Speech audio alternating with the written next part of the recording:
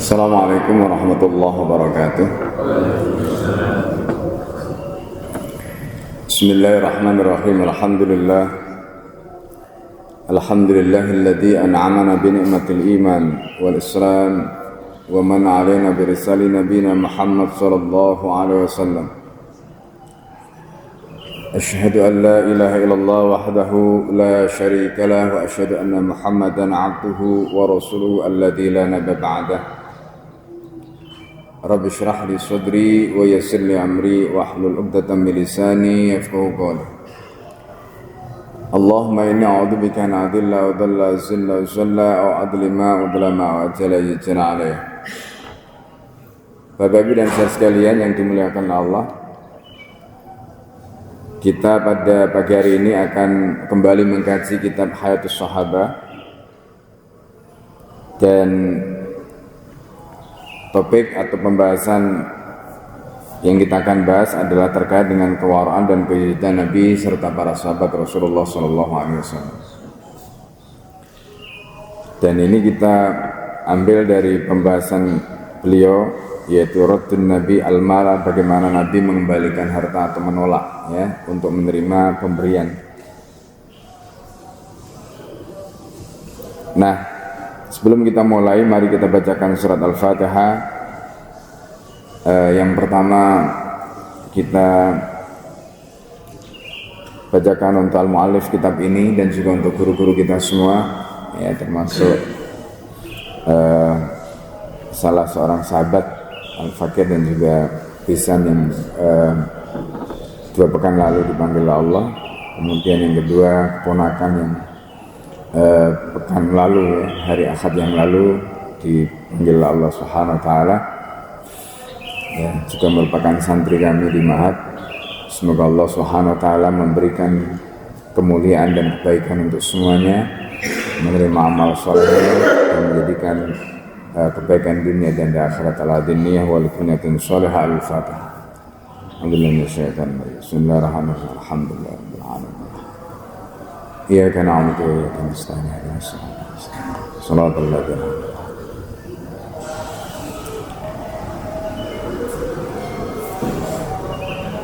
Kita akan mulai, ya biasanya kita tampilkan, ini tadi lupa nggak bawa konektornya.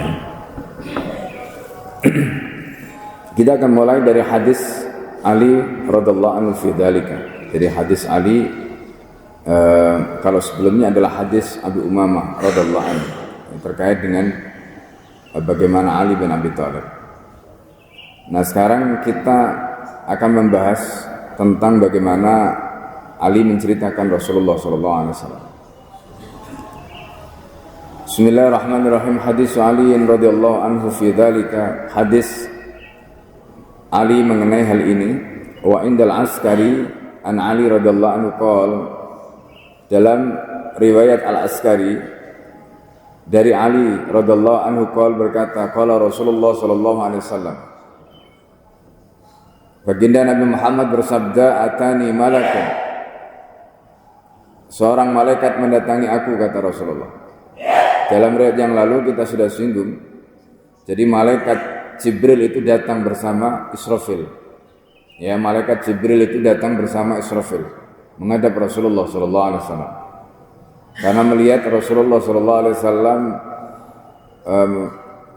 dilihatnya dalam kondisi ekonominya atau kehidupannya kurang baik, ya, itu membuat malaikat Israfil ketika itu prihatin lah gitu. Kemudian diutus oleh Allah Subhanahu wa taala untuk menemui Rasulullah bersama Jibril. Rasulullah juga kemudian terkejut, kenapa Israfil datang ke sini? Apakah mau kiamat, katanya. Ya kan, tugasnya Israfil itu kan niup trompet. Nah, ini tiba-tiba Israfil datang mau memberitahu apakah kiamat, katanya. Tidak, kata malaikat Israfil, aku diutus oleh Allah untuk memberikan pilihan kepadamu. Ini kata malaikat Israfil. Tapi subhanallah, Rasulullah SAW ketika mendapatkan tawaran yang menggiurkan itu, sama sekali Nabi SAW hatinya tidak tergerak, ya, untuk apa? Menerima tawaran yang malaikat Israfil sampaikan, dan itu tentu datangnya dari Allah Subhanahu wa taala. Nah ini kisah yang menggambarkan kepada kita, dan itulah pelajaran yang diberikan Rasulullah kepada para sahabat ridwanullah alaihi. Sehingga kita melihat bagaimana kemudian nanti sahabat itu hidupnya copy paste dari kehidupan Rasulullah SAW, karena memang gurunya seperti itu. Ya, jadi ini masya Allah. Nah, dalam riwayat ini yang disampaikan oleh Sayyidina Ali radhiallahu anhu, Rasulullah SAW menyatakan atani malakun. Dalam riwayat ini tidak disebutkan malaikatnya siapa, tapi dalam riwayat yang lain yang tadi kita sebutkan itu disebutkan malaikatnya adalah malaikat Israfil. Faqala, maka kemudian malaikat itu bertanya atau berkata, ya Muhammad, wahai Muhammad, inna rabbaka yakru alaikas salam, Tuhanmu mengirimkan salam untukmu. Ya, Tuhanmu mengirimkan salam untukmu.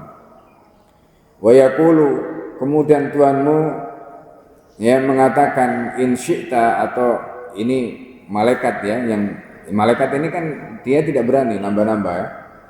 Jadi malaikat itu berani ngomong begitu ya karena Allah suruh. Kalau nggak disuruh ya nggak bisa. Jadi nggak ada malaikat itu yang indisipliner, itu nggak ada ya. Jadi apa namanya, suatu ketika ya ini nanti kita bisa baca di dalam riwayat-riwayat yang lain. Jadi Jibril itu kadang-kadang juga kangen dengan Nabi. Tapi kalau nggak disuruh Allah ketemu ya nggak ketemu. Ya kan? Jadi jangan dikira kemudian ketemu gitu ya setiap saat gitu. Ya kalau nggak disuruh ya nggak ketemu. Nah jadi artinya mereka itu patuh, ya patuh, dan itu semuanya ada yang memerintahkan. Kalau nggak ada memerintah nggak jalan mereka. Nah ini juga sama. Jadi kalimat tadi in syi'ta ja'altu laka bataha maka dahaban. Ini pernyataan yang disampaikan oleh malaikat, tapi ini adalah titahnya Allah. Gitu. Jadi kalau kamu mau Muhammad, aku akan jadikan untukmu bataha Makkah, gunung-gunung di Mekah. Jadi kalau kita, ya Bapak Ibu sekalian, coba bayangkan ya, kalau Bapak Ibu posisinya itu ada di misalnya kalau sekarang kan kalau Bapak Ibu lagi umroh ya, itu kalau di Masjidil Haram kan udah ketutup tuh gunung-gunung itu, nggak kelihatan karena sekelilingnya adalah hotel ya kan? Nah, itu sekelilingnya udah hotel, nggak kelihatan, nggak kebayang ini kita kalau baca hadis ini. Tapi coba Bapak Ibu kalau umroh jalan ya dari Safa ke Marwah. Nah nanti di Marwah itu kan ada kawasan terbuka di dekat apa namanya toilet, kemudian dekat maktabah Nabi ya, maktabah Makkah, maaf. Maktabah Makkah itu adalah tempat kelahiran Rasulullah di situ. Ya, jadi biasanya kalau Al-Fakir umroh ya, jamaah itu tak ajak keliling gitu. Kita ajak keliling, kita tunjukkan ini loh tempat rumahnya Abu Bakar di sini dulu, rumahnya Rasulullah di sini. Rasulullah kalau ke Masjidil Haram itu lewat sini. Nah, kita tunjukkan ya. Nah, di sofa nanti di mana Rasulullah ya ketemu dengan para sahabat dan sebagainya. Jadi supaya jamaah itu kebayang gitu, dulu Nabi itu di sini tuh ngapain gitu, ya kan? Nabi itu di sini tuh ngapain? Gitu. Nah, hadis ini kalau kita rekonstruksi, Bapak Ibu sekalian, kemudian kita di tempat itu, lalu kemudian kita posisinya tadi yang Al-Fakir tunjukkan ya. Jadi Jabal Abi Qubais itu kan sekarang di atasnya itu sudah jadi hotel, potong ya, di atasnya itu sudah jadi hotel. Nah, anak Jabal Abi Qubais itu nanti sampai ke Safa. Nah, coba kita jalan dari Safa ke Marwah. Kemudian di situ nanti kita berhenti di, katakanlah misalnya setelah Jabal Abi Qubais itu ada Maktabah Makkah di situ, tempat kelahiran Rasulullah. Maka di situ kita akan melihat langit. Ke atas itu kita akan bisa melihat langit, di sekitar kita itu masih kelihatan gunung-gunung. Ya, kita masih bisa melihat gunung-gunung sekitar itu. Karena nggak ketutup hotel ya, kecuali nanti kalau sudah jadi hotel lagi nggak tahu lagi. Nah itu bayangkan hadis ini, Rasulullah SAW kan tinggalnya di situ, di dekat toilet apa namanya yang sekarang dipakai toilet yang di Marwah itu rumahnya Rasulullah dengan Ibunda Khadijah itu di situ. Jadi ketika Nabi SAW didatangi oleh malaikat tadi itu, bayangkan kira-kira posisi Nabi itu di situ. Ya. Lalu kemudian malaikat itu mengatakan kepada Rasulullah, "In syi'ta ja'altu laka badahamaka." Kalau kamu mau Muhammad, aku akan jadikan gunung-gunung di Mekah ini semuanya menjadi emas untukmu. Masya Allah. Nah, jadi kalau kita ngomong begitu, posisi kita di situ, kita membayangkan, Masya Allah, gunung sebegitu banyaknya mengelilingi kota Mekah. Karena Mekah itu kan posisinya di lembah gitu. Gunung-gunung seperti itu mau dijadikan oleh Allah menjadi emas untuk Nabi. Masya Allah. Ya. Qala farafa'a ra'sahu ila sama, maka Rasulullah kemudian mengangkat kepalanya ke langit. Seperti yang kita bayangkan tadi. Mengangkat kepalanya ke langit. Langitnya kan nggak pernah ganti ya Bapak Ibu. Dari dulu zaman Nabi sampai sekarang ya langitnya yang itu. Nggak pernah ganti. Ya kalau mungkin di sekitarnya tadi itu sudah banyak yang diubah dan sebagainya, tapi langitnya nggak pernah berubah. Bayangkan Rasulullah menatap langit yang sama seperti yang kita tatap hari ini ketika kita di situ. Kemudian tawaran itu diberikan oleh Allah melalui malaikat. Wa fi riwayatin, dalam satu riwayat tadi malaikat Israfil memberikan tawaran kepada Nabi. Ya. Kemudian ketika malaikat itu mengatakan in syi'ta ja'altu laka bataha Makkah, zahaban, kalau Anda mau Muhammad, aku akan jadikan gunung-gunung di Mekah itu semuanya menjadi emas untukmu. Kemudian berkata Sayyidina Ali, farafa ra'sahu ila sama, maka kemudian Nabi mengangkat kepalanya ke langit, wa qala la, kata Rasulullah. Ini jawaban Nabi. La ya Rabb. Yang datang tadi kan malaikat. Yang menyampaikan itu malaikat, tapi titah yang disampaikan itu adalah titahnya Allah Subhanahu wa taala. Maka kemudian Rasulullah menyatakan, la ya Rabb, tidak wahai Allah, tidak Tuhan kami. Ya Rabb itu maksudnya Tuhan kami. Ya. Asba'u yauman, cukuplah aku kenyang sehari. Fahmaduka, dan aku kemudian memuji kepadamu. Wa aju'u yauman, dan cukuplah aku lapar sehari. Fa'as'aluka, maka ketika aku lapar aku akan bersimpuh memohon rahmatmu. Begitu Rasulullah SAW. Nah, riwayat ini Bapak Ibu di dalam kitab Kanzul Umal, ya, juz yang keempat halaman 39, itu diabadikan oleh Al-Bushiri di dalam Qasidah Burdahnya. Ya. Dan Al-Bushiri mengutip riwayat ini untuk menceritakan betapa zuhudnya Nabi sallallahu alaihi wasallam. Ya, betapa zuhudnya Nabi sallallahu alaihi wasallam dalam kondisi membutuhkan, memerlukan, diberi tawaran yang menggiurkan, tapi Nabi masih bisa menolak. Ya kan? Masya Allah. Itu kalau bukan karena zuhud, ya, yang dimiliki, sikap zuhud yang dimiliki Rasulullah SAW terhadap dunia ini, maka tidak akan mungkin. Nah, jadi ini pelajaran yang luar biasa, ya. Ya, pelajaran yang luar biasa yang diajarkan oleh Rasulullah SAW. Makanya Al-Allamah Asy-Syaikh Rawasul Ahdi di dalam kitabnya Sakhsatur Rasul Dirasah Tahliliyah, dan juga di dalam kitab beliau yang lain Qira'ah Sirah Nabawiyah, itu beliau ketika cerita tentang zuhud. Jadi orang yang disebut zuhud itu adalah orang yang dia punya kesempatan, bukan orang yang tidak punya kesempatan. Orang yang punya akses terhadap harta tapi dia tidak memilih untuk menguasai harta itu namanya zuhud. Tapi kalau nggak punya akses, nggak punya kesempatan, lalu kemudian dia terpaksa dengan keadaan papanya itu, dengan keadaan miskinnya itu namanya bukan zuhud. Zuhud itu adalah keadaan di mana dia punya pilihan terhadap harta itu, tapi kemudian dia tidak memilih untuk menikmati harta itu namanya zuhud. Makanya orang zuhud itu bukan berarti dia tidak boleh kaya, boleh kaya. Tapi kekayaan itu tidak menjadi pilihan hidupnya, sehingga kemudian membuat dia akhirnya semacam hatinya itu berat, ya, untuk melepaskan kekayaannya. Jadi enggak.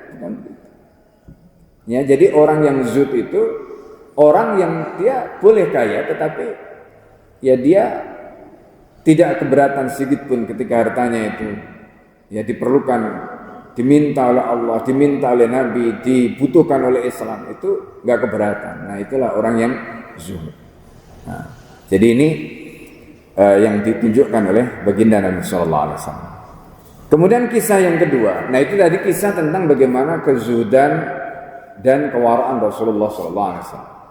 Nah, kisah berikutnya itu adalah kisah mengenai diat, ya, orang yang jadi kisah itu diat qatilul musyrikin fi dzalika. Jadi mengenai kisah diat orang musyrik, ya, dalam kasus ini. Wa akhraj al-Baihaqi an Ibnu Abbas radhiyallahu anhu anna rajulan minal musyrikin qutila yaumil ahzab. Jadi Imam Al-Baihaqi telah mengeluarkan riwayat dari Ibnu Abbas radhiyallahu anhu anna rajulan, ada seorang laki-laki minal musyrikin dari kalangan orang musyrik kutila telah terbunuh yaumil ahzab pada saat perang Ahzab. Perang Ahzab itu perang Khandaq yang terjadi pada tahun ke-5 Hijriah. Fa ba'atsu ila Rasulillah sallallahu alaihi wasallam. Mereka mengirim, ya, utusan kepada Nabi, anib as ilaina, ya, kata Nabi, ibas ilaina bijasadi, kalian jadi bawa bawa tubuhnya, bawa kepada kami tubuhnya, wa nu'tihim, dan kami akan berikan kepada mereka 12.000, entah 12.000 dinar atau dirham, di sini disebutkan. Faqala Rasulullah sallallahu alaihi wasallam, maka Rasulullah sallallahu alaihi wasallam kemudian bersabda, la khara fi jasadi wala fi thamanihi. Kata Nabi sallallahu alaihi wasallam, jasadnya orang musyrik itu tidak ada kebaikan di dalamnya, wala fi thamanihi, begitu juga harganya. Jadi maksudnya apa? Ya, jasadnya orang musyrik itu enggak layak dibayar gitu. Ya kan, mereka mau kan pada saat perang Ahzab itu kan tidak sampai terjadi peperangan gitu. Tidak sampai terjadi peperangan. Nah, kemudian ada yang mungkin terbunuh, entah itu kena panah atau apa, mungkin terbunuh gitu. Lalu kemudian mereka menuntut ganti rugi. Kemudian Nabi bilang, ib'as ilaina bijasad, kalau begitu bawa jasadnya ke sini. Ya, kami akan memberikan 12.000. Lalu ketika jasadnya dibawa ke situ, Rasulullah berkomentar, la khara fi jasadi wala fi samani. Ya, tidak ada kebaikan pada jasadnya dan juga pada harganya. Dalam riwayat Imam Ahmad, faqala Rasulullah sallallahu alaihi wasallam, idfa'u ilaihim jifata. Idfa'u ilaihim, ya, jifatahu. Ya, idfa'u itu bisa maknanya kembalikan kepada mereka, jifatahu, mayatnya ini kembalikan. Fa inna khabithul jifati, karena mayatnya orang musyrik ini khabithu, ya, al-jifati. Maksudnya mayat yang buruk. Khabith itu biasanya untuk kotoran. Ya, khabith itu biasanya untuk kotoran. Artinya apa? Bahwa mayatnya ini adalah buruk. Khabith diati, begitu juga diatnya. Artinya kalau seandainya itu dibayar, itu juga diat yang khabith. Nah ini yang perlu kita pahami, ya, Bapak sekalian. Kemudian di situ disebutkan wa inda Ahmad di kalimat tadi kemudian dilanjutkan fa innahu khabithul jifati khabithud diyati. Ya.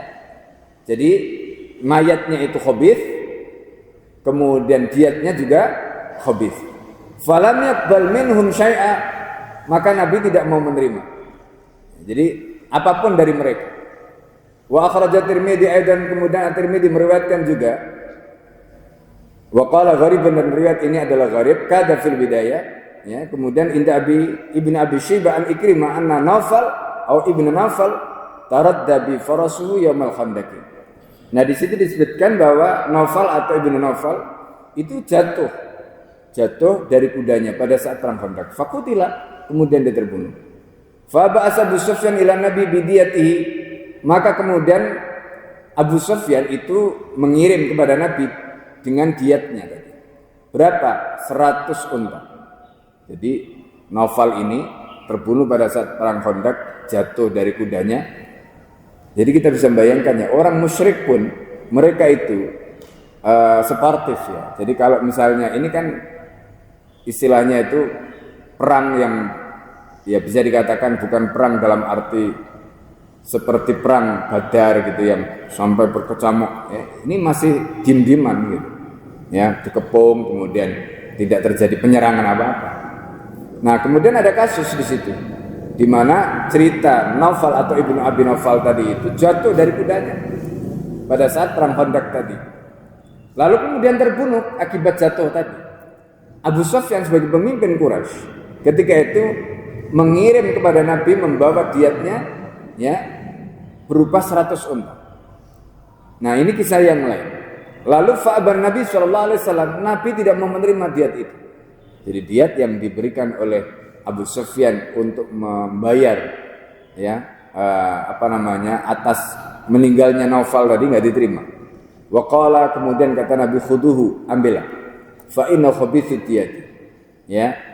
Nah, jadi kalau kita membaca riwayat ini Al-Kandahlawi memasukkan ini dalam satu bab, berarti idfa'u ilaihim diyatahu tadi itu atau cifatahu tadi itu. Ya, itu artinya bahwa mereka ketika memberikan itu kepada Nabi, Nabi juga menolak. Ya. Nah, begitu juga di sini disebutkan dalam riwayat ini khabithul cifati. Cifah tadi kita sudah sampaikan itu maknanya adalah mayat. Jadi mayatnya khabith, maka diat yang diberikan itu juga khabith. Jadi ditolak oleh Rasulullah SAW. Nah, nanti riwayat ini nyambung dengan riwayat berikutnya, di mana Rasulullah SAW itu mendapatkan hadiah. Nabi itu boleh menerima hadiah. Nabi tidak boleh menerima zakat. Ya, karena itu di sini disebutkan jadi Bani Hashim, Bani Abdul Muthalib, ya termasuk kemudian dzurriyyah Nabi itu tidak boleh menerima zakat. Makanya, ya kalau Nabi dan dzurriyyahnya itu tidak boleh menerima zakat, terus kalau mereka miskin gimana caranya? Gimana caranya kita untuk membantu mereka kalau mereka miskin?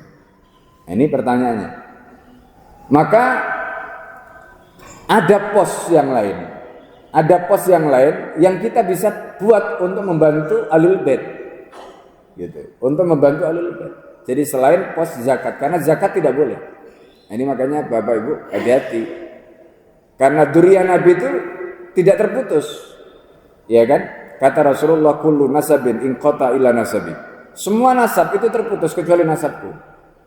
Ya, makanya kalau ada yang mempersoalkan nasab Nabi itu gugur dengan sendiri karena Nabi sendiri mengatakan begitu.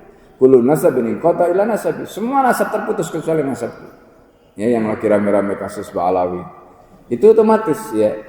Rasulullah mengatakan begitu. Jadi karena itu nasab Nabi ini terus terjaga karena Nabi sendiri mengatakan begitu. Nah, Bapak sekalian yang dimuliakan Allah, ini sedikit cerita.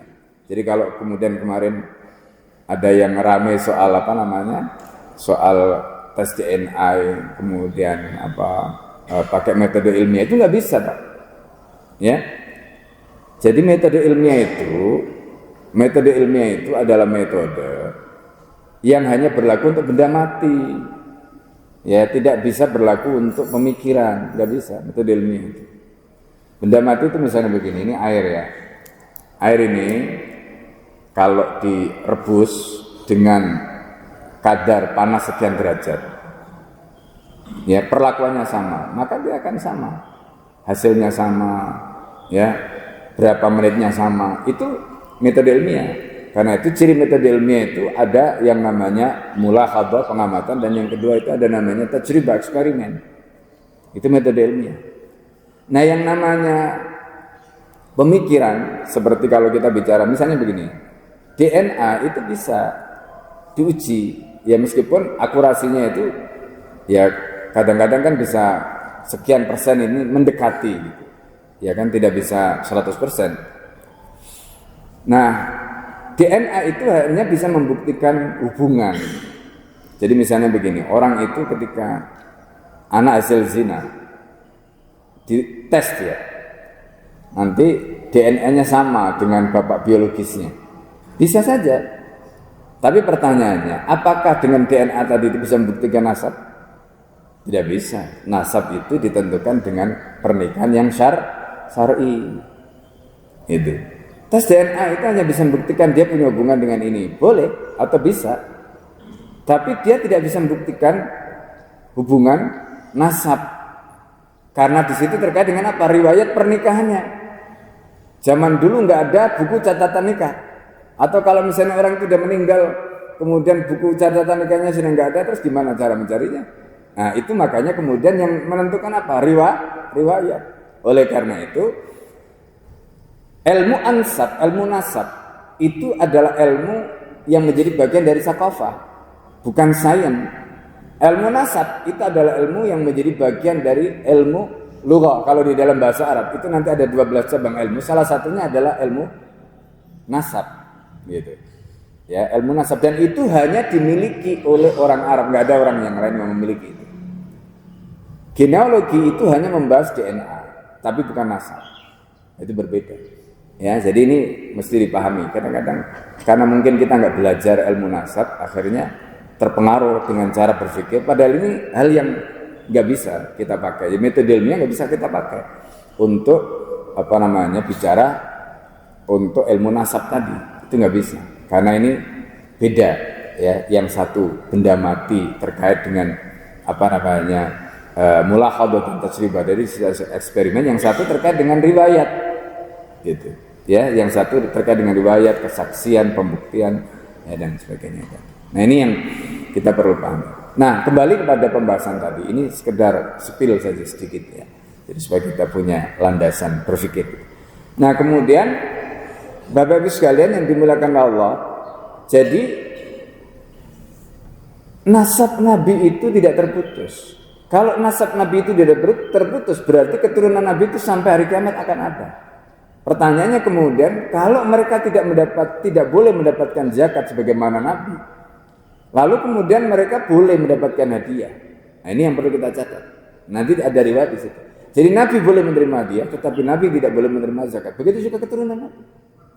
Nah, kalau begitu, kalau mereka nanti tidak boleh menerima zakat tapi boleh menerima hadiah, berarti boleh dong misalnya katakanlah nanti ada pos khusus gitu untuk membantu ahlul bait ini.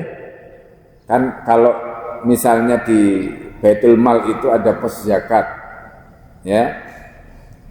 Maka pos zakat itu untuk fuqara wal masakin, di luar mereka, nggak boleh mereka. Nah, terus kalau mau membantu mereka harus ada pos lagi yang namanya pos hadiah, ya, khusus untuk hadiah, yang itu di luar zakat. Nah, itu baru bisa nanti untuk membantu yang begitu khusus, karena berlaku hadis tadi. Nah, ini yang kita mesti pahami. Nah, karena itu, ya, ketentuan ini itu berlaku termasuk pada zaman kita. Makanya hati-hati juga kalau memberi atau membagikan zakat, itu hati-hati, ya. Nah, kalau model seperti misalnya yang lain, ya hadiah-hadiah biasa nggak masalah. Ini nanti kita akan baca di dalam riwayat kisah Khullati di Yazan. Jadi kisah terkait dengan khullah itu adalah jubah. Jadi jubah di Yazan. Wa kharaja Ibnu Jarir an Urwah anna Hakim ibni Hizam radhiyallahu anhu kharaja ila Yaman. Jadi di Yazan itu adalah tempat di Yaman, Bapak sekalian. Yaman itu terkenal selain produksi senjata. Jadi Yaman itu terkenal produksi senjatanya. Mulai dari pedang. Rasulullah itu pernah mengirim, ya, sahabat untuk belajar bikin pedang ke Yaman. Yang kedua, itu tombak, ya, sehingga ada namanya kota Khot. Kota Khot itu adalah kota di Yaman yang sangat terkenal, tombaknya itu kayunya kuat-kuat, nggak akan patah. Jadi itu kalau dipakai untuk perang itu tombak dari kota Khot itu. Nah, kemudian ini ada kain, ya, yang tadi itu disebutkan di Yazan, ini satu tempat, ya, di Yaman. Nah, di sini disebutkan kharaja ilal Yamani, Hakim bin Hizam itu keluar ke Yaman, fashtara khullata di Yazan. Kemudian beliau itu membeli jubah di Yazan. Faqadima biya al-Madinah ala Rasulullah sallallahu alaihi wasallam. Maka beliau itu datang ke Madinah membawa jubah tadi, ya, menemui Rasulullah sallallahu alaihi wasallam. Fa ahdalahu. Kemudian Hakim bin Hizam itu menghadiahkan jubah itu kepada Nabi sallallahu alaihi wasallam. Faraddaha Rasulullah. Ya, faraddaha Rasulullah menolak. Ini kan. Jadi Rasulullah menolak. Wa qala, kemudian Nabi sallallahu alaihi wasallam mengatakan apa? Inna la naqbalu hadiyata musyrikin. Kami tidak mau menerima hadiahnya orang musyrik, kata Nabi. Masya Allah. Padahal nanti dalam riwayat yang lain, Nabi itu juga menerima hadiah. Misalnya contoh ya, Muqawqis. Nabi itu dapat hadiah dari Muqawqis. Bahkan Nabi itu mendapatkan budak cantik namanya Maria Al-Qibtiyah. Muqawqis itu di mana? Di Mesir ketika itu. Tapi diterima hadiahnya. Padahal Muqawqis itu Kristen. Ya kan? Muqawqis itu Kristen. Jadi itu nanti ada pembahasan di kalangan ulama usul. Kenapa yang satu ditolak, yang satu diterima? Nah ini. Itu nanti dibahas oleh ulama usul. Ya, ini kan ada semacam apa? Ada semacam kontradiksi antara kisah Hakim bin Hizam tadi itu dengan kisah bagaimana Nabi itu menerima hadiah dari Muqawqis. Faradda Rasulullah sallallahu alaihi wasallam wa qala inna la naqbalu hadiyatan musyrikin fa ba'a hakiman. Ya. Maka kemudian hakim menjual hadiah itu, menjual khullah tadi, jubah tadi. Fa amara bi Rasulullah sallallahu alaihi wasallam. Ya, maka kemudian Rasulullah memerintahkan, ya, fasturiyat lahu, supaya jubah itu dibeli. Ya, jadi ketika Hakim bin Hizam itu menjualnya, Nabi memerintahkan untuk dibeli. Maksudnya bukan diberi hadiah, tapi dibeli oleh Nabi SAW. Memang bagus jubahnya. Falabisaha, kemudian Nabi memakainya. Ya, setelah dibeli oleh Nabi tadi. Summa dakhala fihal masjidah. Lalu kemudian Nabi masuk ke masjid. Qala Hakimun, kemudian Hakim berkata, "Fama ra'aitu ahadan qattu ahsan minhu fihi." Katanya, aku belum pernah melihat orang yang lebih ganteng, gitu ya. Lebih ahsana minhu, ya lebih ganteng ya ketimbang Nabi fiha, dengan pakaian jubahnya tadi. Laka annahul qamaru lailatal badri. Nabi itu ketika memakai itu seperti bulan pada saat bulan purnama.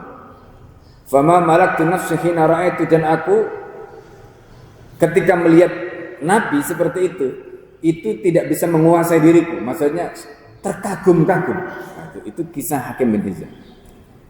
Angkul itu sampai aku mengatakan, ini beliau kemudian membaca syair.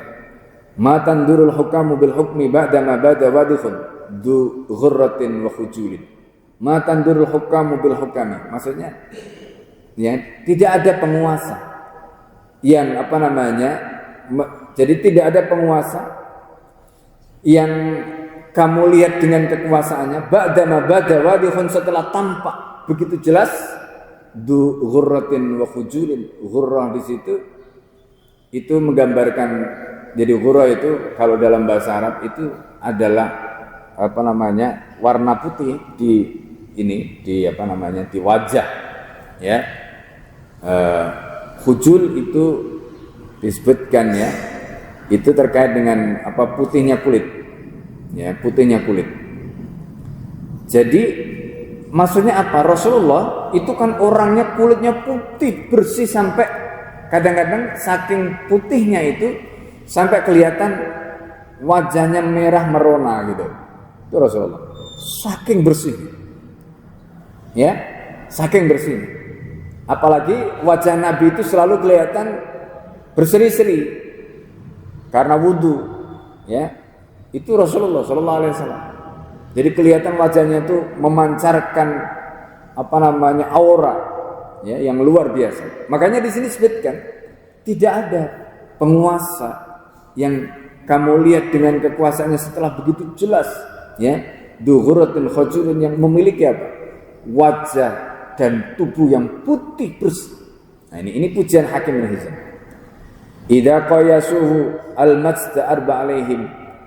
Kalau mereka itu membandingkan beliau dengan kemuliaan, maka arba alaihim, kemuliaan itu akan bertambah menjadi mulia. Kamustafrighin ma'ad dinabi sijili, kata beliau. Jadi seperti Jadi orang yang mengisi jadi menuangkan, jadi mengisi gentong besar atau wadah air itu diisi penuh, ya, kemudian dia tuangkan. Jadi ini menggambarkan betapa luar biasanya Nabi Shallallahu Alaihi Wasallam. Lalu ketika Nabi dipuji seperti itu oleh Hakim bin Hizam, fadhahika Rasulullah Shallallahu Alaihi Wasallam. Nabi itu tersenyum, ya, Nabi itu tersenyum karena mendapatkan pujian. Nah ini seperti kisah misalnya ada seorang, ya, yang semula dia itu sengitnya kepada Nabi itu luar biasa, ya. Nah orang ini kemudian nyaris, ya, oleh para sahabat itu mau dibunuh. Lalu kemudian dia masuk Islam dan kemudian memohon maaf kepada Nabi. Lalu kemudian dia membuatkan syair di hadapan Rasulullah SAW, ya. Namanya itu adalah Ka'ab bin Zuhair orang ini. Nah kemudian Nabi itu jadi sahabat itu ketika orang itu datang menghadap Nabi itu udah mau ditangkap aja. Lalu dia tahu gitu bagaimana cara mengambil hati Rasulullah SAW. Dia gubah sebuah syair yang sangat menyentuh Rasulullah, pujian pada Nabi SAW, yang membuat Rasulullah SAW kemudian senyum gitu, tersenyum dengan pujiannya Ka'ab bin Zuhair tadi. Dan alih-alih Ka'ab bin Zuhair ini ditangkap dan dibunuh oleh Nabi itu, apa yang dilakukan oleh Ka'ab bin Zuhair sebelumnya dimaafkan Rasulullah. Dan kemudian Rasulullah SAW menghadiahkan burdah. Nah ini, ya, jadi burdah itu ya seperti sorban, ya, itu dihadiahkan kepada Ka'ab bin Zuhair. Itu burdahnya Nabi. Makanya kemudian Al-Bushiri itu menulis kasidah, ya. Al-Bushiri ini ulama, ya, yang ada menyebutkan beliau itu dari Maroko, ya, tapi makamnya sekarang ada di Mesir, Al-Bushiri. Jadi kalau Bapak Ibu misalnya ke Mesir, ya, katakanlah ke daerah Alexandria, itu nanti ada makamnya Al-Bushiri. Nah, di situ kita bisa ziarah di makamnya Al-Bushiri. Al-Bushiri ini terkenal dengan julukannya Madihun Nabi. Madih, ya, itu orang yang sangat luar biasa di dalam memberikan pujian pada Rasulullah SAW. Dan kasidah Busiri itu berbeda dengan kasidah-kasidah yang lain yang memuji Rasulullah SAW. Saking luar biasanya kasidahnya, ya. Dan beliau menulis kasidah itu setelah sakit panjang. Kemudian beliau berharap mendapatkan kesembuhan dari Allah melalui wasilahnya Rasulullah SAW. Rasulullah itu sudah meninggal. Lalu kemudian sampai beliau itu bermimpi ketemu Nabi, membacakan kasidah tadi. Lalu kemudian Nabi suruh melanjutkan dan kemudian bangun dari tidur dari mimpinya itu, kemudian beliau tuliskan kasidah itu sampai lengkap. Itu Al-Bushiri. Dan setelah itu Allah memberikan kesembuhan pada Al-Bushiri, ya, dari penyakitnya tadi. Nah, Abu Yazid Muhammad Al-Maliki ini sedikit cerita, ya, tentang tawassul kepada Nabi. Jadi karena ini yang ngajari Nabi langsung. Bukan ini dari sahabat atau bukan dari ulama, tidak, ini dari Nabi langsung. Jadi kalau Bapak Ibu kesulitan, apapun kesulitannya, ya, entah itu kesulitan ekonomi, entah itu sedang sakit, entah itu ya mungkin punya anak dan sebagainya, atau mungkin ada masalah keluarga, doa ini bisa dipakai. Nabi itu ngajarkan pada sahabat begini, Allahumma inni as'aluka wa atawajjahu bika, atau atawajjahu ilaika bijahi Mustafa. Ya Allah, aku memohon padamu, ya, dan aku hadapkan, ya, wajahku kepadamu, dan aku memohon dengan kedudukan Nabi Muhammad Al-Mustafa. Nah, kemudian kita sebutkan dalam konteks itu karena orang tadi sakit diajari Nabi, ya, agar diberikan kesembuhan oleh Allah, ya, antusyfiani, ya, dan Allah kemudian berikan kesembuhan. Nah, kalau misalnya kita mungkin, ya, karena kita kesulitan rizki, ya, mohon pada Allah, misalnya antaftahali abwabar rizki, atau kalau mungkin kita sedang ada masalah dengan anak kita, ada masalah dengan keluarga kita, minta saja, ya, dengan bertawasul. Dan ini diajarkan Rasulullah, bukan sahabat, bukan ulama yang bikin ini. Nabi sallallahu alaihi wasallam. Nah, itu gambaran ya Bapak Ibu sekalian, kisah sedikit tadi cerita tentang bagaimana Al-Busiri tadi. Ya, dan kemudian Allah Subhanahu wa taala memberikan kesembuhan itu. Nah, jadi kembali ke sini. Jadi Hakim bin Hizam tadi itu termasuk cerita Ka'ab bin Zuhair tadi yang kemudian mendapatkan hadiah burdah dari Rasulullah SAW, dan nama burdah itulah yang kemudian dipakai oleh Al-Busiri, ya, untuk apa? Menyebut kasidahnya. Nah, itu untuk menyebut kasidahnya, makanya terkenal dengan kasidah burdah. Kasidah itu puisi, ya. Jadi burdah itu diambil dari kisah Ka'ab bin Zuhair yang mendapatkan hadiah burdah dari Rasulullah SAW. Nah, jadi Rasulullah tertawa ketika melihat kelakuan atau tingkah dari Hakim bin Hizam tadi. Kada fil kanzi wa akhraj Tabrani an Hakim bin Hizam bin Nahwihi. At-Tabrani juga mengeluarkan riwayat dari Hakim bin Hizam dengan riwayat yang kurang lebih sama. Kada fil Majma', ya, begitulah riwayat ini disebutkan dalam kitab Majma' Zawaid wa Manba' Fawaidnya Al-Hafidz Al-Haythami. Wa qala wa fi Ya'qub ibnu Muhammad Az-Zuhri, di situ disebutkan ada seorang tokoh hadis yaitu perawi namanya Ya'qub bin Muhammad bin Zuhri wa dha'af al-jumhur. Dia ini didhaifkan atau dilemahkan oleh jumhur. Wa qad wuthiqa, meskipun kemudian orang itu dinyatakan siqah. Ya, wuthiqa itu maksudnya orang itu dinyatakan siqah. Intah. Wa indal Hakim, dan di dalam riwayat Al-Hakim dalam kitab Al-Mustadrak. An Hakim ibn Hizam, dari Hakim ibn Hizam qala kana Muhammadun an-nabiyyu, kata Hakim, ya, Muhammad an-Nabi sallallahu alaihi wasallam ahabban nas ilayya fil jahiliyah. Ini kata Hakim bin Hizam. Jadi ini cerita pada zaman jahiliyah. Muhammad Nabi itu orang yang paling aku cintai pada zaman jahiliyah. Falamma tanabba'a, dan ketika Nabi itu diangkat menjadi nabi, wa kharraja ilal Madinah, kemudian keluar ke Madinah. Syaidah Hakim ibn Hizam al-Musim. Ya, kemudian Hakim bin Hizam, ya, ketika itu ketemu dengan musim. Maksudnya musim di sini disebutkan, ya, waktu haji, ya, musim yang dimaksudin waktu haji. Fawajada khullata lidiyazan. Jadi kemudian dia menemukan ada jubah diyazan tadi, tuba'u 50 dirham, dibeli atau dijual, ya, dengan harga 50 dirham. Fashtara, dia membelinya, liyuhdiyaha, untuk dihadiahkan ila Rasulullah sallallahu alaihi wasallam. Faqadima biha alaihi, maka kemudian datang ke Madinah, dibawakan itu untuk memberikan hadiah. Fa'aradahu ala qabdiha, dan kemudian beliau ingin tetap itu, ya, dipegang oleh Nabi. Fa'aba alaihi, tapi Nabi tidak mau menerimanya. Nah, kemudian qala Ubaidullah mengatakan hasibtu annahu, jadi aku kira begitu.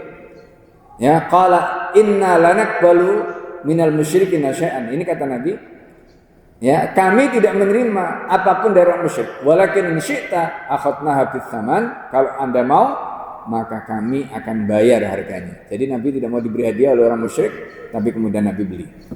Fa'atatuha iyahu, ya, aku memberikan kepadanya. Hina aba alayal hadiah tadi, ketika Nabi tidak mau menerima hadiah. Kan dalam riwayat sebelumnya tadi kan dibeli, ya kan? Fala bisa, kemudian Nabi memakainya, faraitu alaihi alal mimbari, dan aku melihat Nabi memakai itu di atas mimbar. Falam arasya'an qatu ahsana minhu fiha yaumaidin, dan aku tidak menemukan orang yang lebih tampan, lebih ganteng ketimbang Nabi pada saat itu. Summa ataha Usama. Nah, ketika Rasulullah sallallahu alaihi wasallam, ya, jadi jubah ini itu kemudian diberikan pada siapa? Usama. Usama itu siapa? Ya, kalau hubungan Usama itu putranya Zaid. Zaid itu anak angkatnya Nabi. Jadi ibaratnya cucunya Nabi.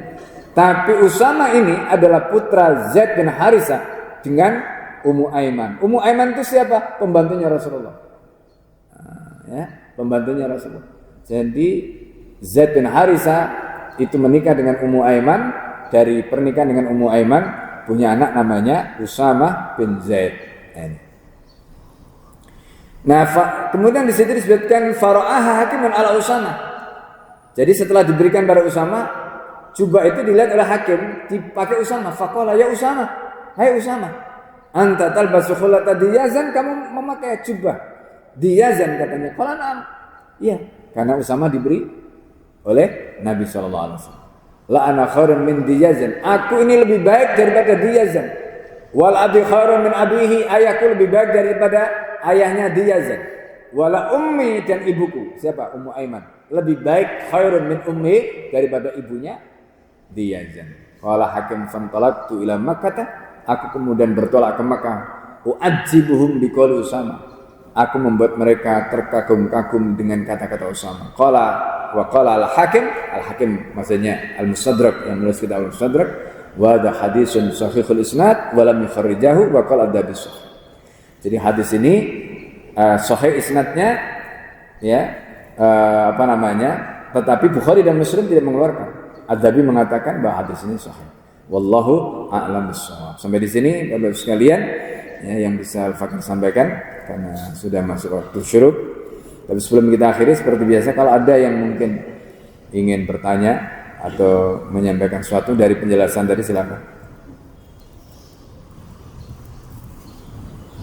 Atau cukup sampai di sini, ya, kita cukupkan. Kita tutup dengan doa kafaratul majlis. Subhanakallahumma hamdika asyhadu an la ilaha illa anta astaghfiruka wa atubu ilaik. Assalamualaikum warahmatullahi wabarakatuh.